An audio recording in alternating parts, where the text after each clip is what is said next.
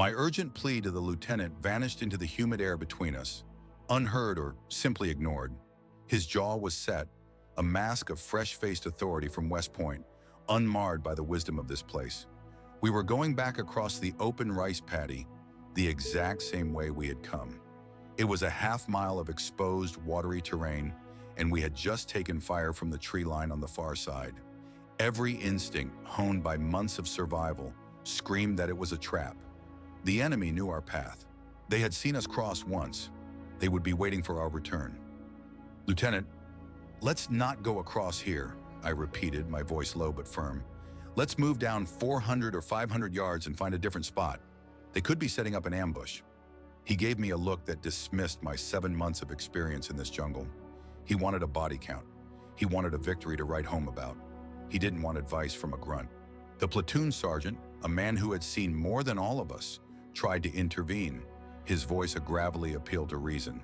He pointed out that the squad leaders, the men who lived and breathed this terrain, were all in agreement. A detour of a few hundred yards would cost us nothing but a little time. A direct crossing could cost us everything. The lieutenant overruled him too. His orders were final. We were going across, right here, right now. A cold dread settled in my stomach as I turned to my men. I saw the same fear reflected in their eyes. We were walking into a nightmare of one man's making. I took my place in the file, my point man just ahead, the radio man behind me. We stepped out of the relative safety of the trees and into the terrifying openness of the paddy, each splash of our boots in the murky water sounding like a drumbeat, counting down our final seconds. That feeling of stepping into the unknown had been with me since the moment I first saw Vietnam. The pilot's voice crackled over the intercom as the big Pan Am jet began its descent. It was August 1st, 1968, my 26th birthday. He told us to look out the window, that this was our new home for the next year. Below us, an endless, suffocating blanket of green stretched to the horizon. It wasn't the vibrant green of life. It was a dark, menacing green that seemed to swallow the light. It was a jungle so vast and dense it felt like a living creature, and we were about to be dropped into its belly. That was one of the scariest moments of my life, the simple act of looking out that window and understanding that there was nowhere to run. The ramp lowered at Cam Ranh Bay, and we were hit not by a breeze but by a solid wall of heat and humidity so thick you could taste it. It smelled of rot and jet fuel. As we shuffled down the ramp, clutching our duffel bags, we were greeted by a line of men waiting to take our place on the plane home. They were gaunt, their uniforms tattered, their faces etched with an exhaustion that went bone deep. They looked like ghosts. A chorus of jeers and cynical shouts went up as we passed. "New meat! New meat! You're going to have a good time out here!" Some of them just stared, their eyes cold and vacant, a cigarette dangling from their lips. They were a vision of our future, a portrait of what a year in that green hell could do to a man. I saw my own reflection in their haunted faces, and a single thought dominated my mind. When do I get out of here? This tour had to get over, and fast. Cam Ranh Bay was a sprawling, chaotic hub, a city of tents and temporary buildings surrounded by the U.S. military machine. There were Army, Marines, Air Force, Navy, a massive, reassuring presence that kept the immediate fear at bay. We stayed there a night or two, then flew north to Chu Lai, the headquarters for the Americal Division. I didn't know a thing about the Americal or the 23rd Infantry. It was just a name, another stop on a journey I had no control over. At Chu Lai, it was more of the same. Tents filled with green recruits like me, all of us in the same boat. We were all strangers, thrown together by fate. We didn't have weapons yet, and we were confined to a holding area, waiting to be farmed out to our units. We tried to pass the time shooting the bull, playing poker or dice, drinking beer, trying to act like this was some kind of adventure. But beneath the forced bravado, you could feel the tension, the unspoken fear of what lay ahead. None of us really knew what to expect. From our group, I was one of the few who trained at Fort Polk's Tigerland, an intense infantry school that was a miniature version of Vietnam. When I was finally assigned to my unit and brought before my new commanding officer at the base camp in Duc Pho, that was the first thing he asked about. When I told him I'd come from Tigerland, a flicker of relief crossed his face. He assured me I'd be all right, that the guys from there were well trained. That was my entire orientation. Within hours, an orderly handed me my gear: an M16 rifle, ammunition, a heavy pack, and a hammock. Before the sun had set on my first full day in the country, I was climbing into a helicopter, the rotors whipping up a storm of red dust. I had never been in a helicopter before. This one flew low, skimming the treetops so the enemy couldn't get a good shot at us. The noise was deafening, the vibration rattling my teeth. Below the jungle canopy was a solid, unbroken sea of green. I had a loaded gun in my hands for the first time in months, and I was terrified. The helicopter dropped me into a swirl of colored smoke in a small clearing. The men of my new platoon emerged from the jungle like apparitions. The first words I heard were directed at me. I was the new meat, and that meant I was the new point man. The order was absolute. Just like that, I was at the very front of the formation, pushing my way through a wall of vegetation with no idea what I was doing or where I was going.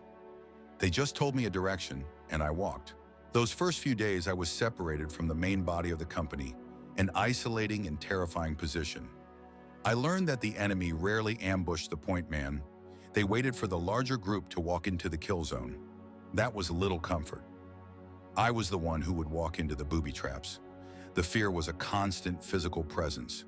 It was a weight on my chest, a knot in my stomach. I stayed scared for 365 days. The men in the platoon were a mixed bag. The guys who had only been in country a month or two were friendly enough. They showed me how to properly adjust my pack, shifting the 60 pounds of gear and ammo so the weight rested on my shoulders instead of dragging on my back. They taught me the small tricks of survival. But the older guys, the ones with 8 or 9 months under their belts, they were different. They were cold, distant. They looked like hell and didn't want to talk, didn't want to get to know the new guy. I understood later that it was a defense mechanism. They had lost friends and witnessed the harsh consequences of combat firsthand. Getting close to someone new was just setting yourself up for more pain. I'm sure in time, I became just as cold as they were. When you see what they saw, when you do what they did, you can't help but change. A part of you shuts down just to keep going. My squad leader was a man of few words. When I first arrived, I asked him what I should do if we got into a firefight. His advice was brutally simple. I was to do exactly what he did. When he hit the ground, I hit the ground. When he started shooting, I started shooting. I would learn. And he was right. You learn quick out there. It's a matter of trial and error, but if you make an error, you die. So you learn, and you learn fast. As point man, my senses sharpened to a razor's edge. My world shrank to the few feet of jungle directly in front of me. I learned to read the terrain, to spot the unnatural. A freshly dug patch of earth, a grassy area where there shouldn't be grass, a vine that looked out of place could all hide a tripwire connected to a 105mm artillery round. The most feared were the bouncing Bettys. You'd step on the pressure plate, and when you lifted your foot, the device would spring up to about waist height and detonate, sending shrapnel everywhere. They were devastating. I walked in constant fear of them. My prayer was simple. God, don't let me hit one. You learn the rhythm of the villages. If you entered an area and saw people working in the rice paddies, women washing clothes, life going on as normal, you could relax a little. But if you approached a village and saw people running, you knew you were in trouble. "Aw, man," you'd mutter, chambering around. It meant local combatants were in the village, and a fight was coming. Even worse was the silence. A village with no people, no dogs, no water buffalo. That was the most terrifying of all. It meant the place was laced with booby traps. I'd rather walk into a firefight any day than enter one of those silent, empty places where every step could be your last. You learn the language too. The simple, brutal phrases of survival. "Lade, come here. Didi Mao, go away." You could tell a real grunt from a guy in the rear by whether he knew those words. If he didn't, he hadn't been in the jungle. After 2 months, a new batch of recruits arrived, and it was my turn to graduate from point man. My new job was the next worst thing, carrying the M60 machine gun. The M60 was the platoon's base of fire, the weapon with the most power. In an ambush, the enemy always tried to take out the machine gunner first. I went from being the bait to being the primary target. It was just another day in the jungle. You just suck it up and do what you have to do. I was never gung-ho. My uncle, a Marine in World War II, had given me the best advice I ever got before I left. He knew where I was going and what I'd be doing. He told me not to be the guy who volunteers, not to be the hero in the front or the coward lagging in the back. Just be the guy in the middle, do your job, and come home. That's what I tried to do. Life settled into a grueling routine. We were supposed to get a 3-day stand down in the rear every 30 days, a chance for a hot meal, clean clothes, and a moment of rest. But those were few and far between. Mostly, we were in the jungle. When the monsoon season hit, it was a special kind of misery. It rained so hard you couldn't see the man 6 feet in front of you. We were constantly soaked, caked in mud. Our boots were never dry. We lived in fear of trench foot, a fungal infection that could cripple you. We learned to take care of our feet, to powder them at night, to change our socks, even if it was just swapping one wet pair for another, slightly less wet pair you'd been trying to dry against your chest. When it rained, we'd just get out our soap and lather up, washing ourselves in our clothes. There was no other way. When the dry season came, the misery just changed its form. The heat and humidity were relentless. Patrolling through the rice paddies, the sewage-like water would suck at your boots. The villages stank from centuries of human waste, which of course was why everything grew so green. After about 3 or 4 months, the initial purpose I felt, serving my country, began to fade, replaced by a grim cynicism. I saw that we weren't there to win a war. It felt like we were just pawns in a game of economics, there to make rich people richer. The South Vietnamese army we were supposed to be helping seemed to have no interest in fighting. Their officers drove around in jeeps, wearing sunglasses and big boots, looking the part but avoiding any real combat. All they seemed to want was American money. We would clear an area, fighting and bleeding for every inch of ground, only to leave it and have the local guerrillas move right back in. 3 months later, we'd be sent back to the same place to do it all over again. It was a pointless, bloody cycle. There was one area we called Leech Valley, a mountainous region crawling with the slimy creatures. We dreaded going there. It was just an endless rotation of misery. The North Vietnamese regulars and the local partisans, they were fighting for a cause. They believed in what they were doing. The South, it seemed, had no cause other than greed. It's hard to beat an enemy that has a reason to fight when you're starting to lose your own. My mission became singular: do my job and survive. Just after the new year, in January of 1969, word came down that there were spots for R&R, rest and recuperation, in Hawaii. A couple of guys didn't want to go, so I jumped at the chance. I didn't even have time to let my wife, Judy, know. The Red Cross somehow got a message to her back home. She was a teacher, and she went to her principal, a man who had been my principal through grade school, junior high, and high school, and told him the situation. He was a Korean War veteran himself. He understood. He told her not to worry about a thing and to get on a plane. When I arrived in Hawaii, I had no idea if she'd be there. As we got off the bus, the wives were all waiting.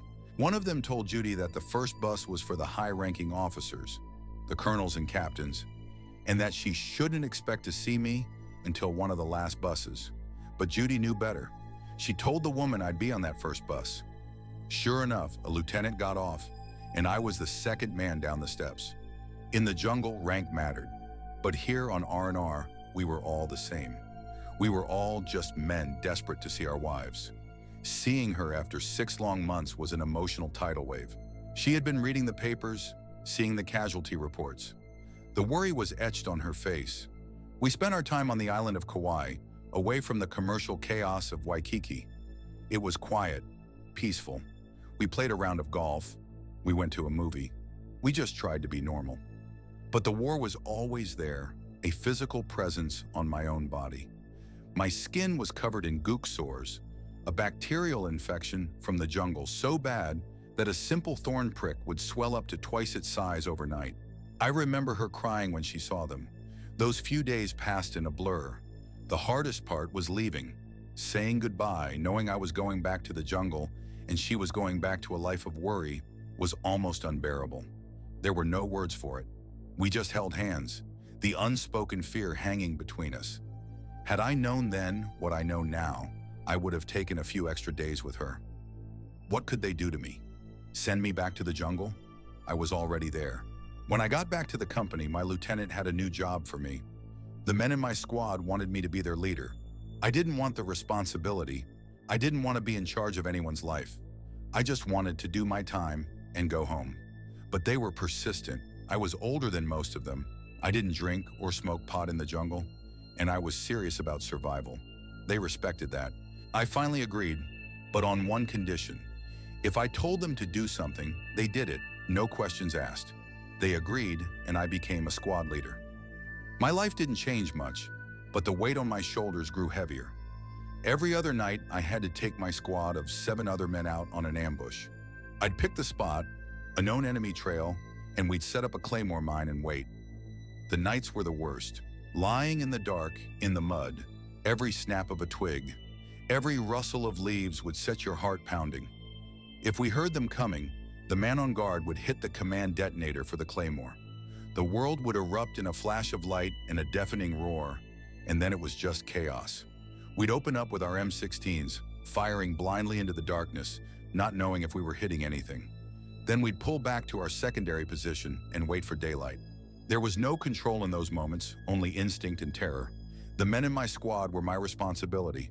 I picked the guys I could count on, the ones who could hold their own. I left the ones who were too spooked back at the company's defensive position. It wasn't fair to the rest of us to bring along someone who would freeze up or panic. They knew the job, and they knew I had to make the call. They respected it. The camaraderie was real. At night, we'd talk about home, about cars and girls, about baseball, anything to forget where we were for a few minutes. But there were tensions too. I remember one time, a big white guy from Tennessee was constantly harassing a small black kid from New Jersey named Gordon. He'd make him shine his boots, cook his supper, calling him boy. I saw it happening, and I told Gordon he had 2 choices. He could take it or he could fight him. A week later, Gordon decided he'd had enough. They went at it, a real fight, and the CO just let them go, knowing it had to be settled. Gordon held his own, and the big guy from Tennessee never bothered him again. That's how you earned respect. Tragically, Gordon didn't make it home. He was lost during a dangerous river crossing when the weight of his gear became too much. A stupid, preventable death that shouldn't have happened. There were other tragedies. A young kid from Kentucky, from another platoon, used to come over and hang out with my squad at night. He was a good, clean-cut kid. Then one night, he started acting strange, just staring up at the sky, talking about how far away it was. He was talking crazy. The next day, he triggered a hidden explosive. He sustained catastrophic injuries and passed away a few days later. The first thing you do when a man goes down is check his personal effects. You go through his wallet, taking out anything you wouldn't want his wife or mother to see. It's a small, final act of brotherhood. Soldiers taking care of their own. You never forget those images, the chaos, the screaming, the smell of burnt powder. The memory of a man who was talking to you yesterday, gone today. My breaking point came with a new lieutenant, fresh from West Point. We were on patrol, crossing a wide-open rice paddy. We got hit with fire from the far tree line as soon as we crossed. The lieutenant, wanting to prove himself, ordered my squad to chase after them. It's the one thing you never do. You never chase the enemy, because they're just leading you into a bigger ambush. But he was obsessed with body count. He insisted. We moved forward cautiously, and of course, they were gone. On the way back, he ordered us to cross the paddy the exact same way we came. I protested along with the other squad leaders and even the platoon sergeant. It was suicide. The enemy would be waiting for us, but he wouldn't listen. He overruled us all. I sent my point man out, and I followed, the rest of my squad behind me. The moment the last man cleared the tree line and stepped into the open, they opened up on us. The air exploded. 2 of my men were killed instantly. 2 more were wounded. All because an officer with no experience refused to listen to the men who did. Those boys would have been alive if we had just moved 300 yards down the river. They went home in plastic bags for no reason. That lieutenant didn't last long after that. He was gone within a week. He knew somebody would have taken care of him. A fragging wasn't just a story. It was a real possibility when an officer got his men killed through stupidity. We couldn't even stand the sight of him. After about 9.5 months in the jungle, my CO, the captain, started hinting that he had a surprise for me. For a month, every time he saw me humping a hill, he'd say, "It won't be long now, Aleman." I finally got tired of it and told him to shove it. What could he do? Send me to the jungle? I was already living there. He just smiled. A week later, my lieutenant told me the news. I was being pulled out of the field to be the company's resupply sergeant back at Duke Fo. My reward for being a good troop was getting out of the jungle for my last month and a half. It was a strange transition. Suddenly, I had a roof over my head.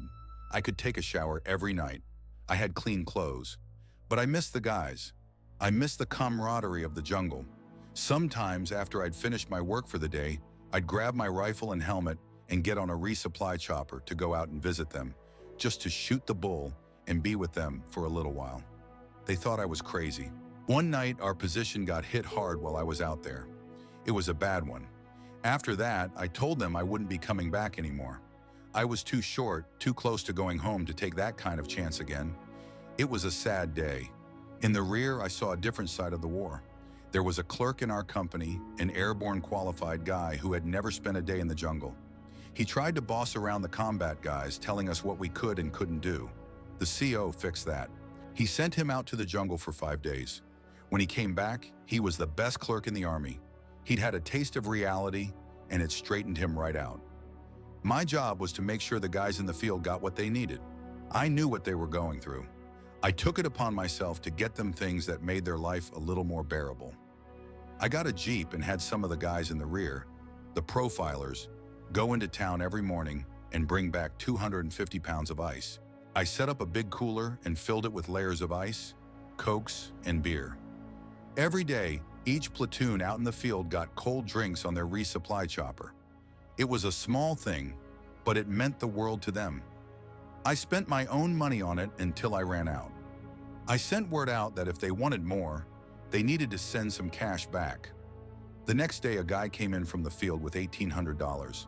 They took care of me because I was taking care of them. As I got shorter, the paranoia grew. In the jungle, I couldn't stand anyone being too close to me. We walked in single file, and if a guy got within 10 feet, I'd tell him to back off. If he hit a booby trap, I didn't want to be part of it.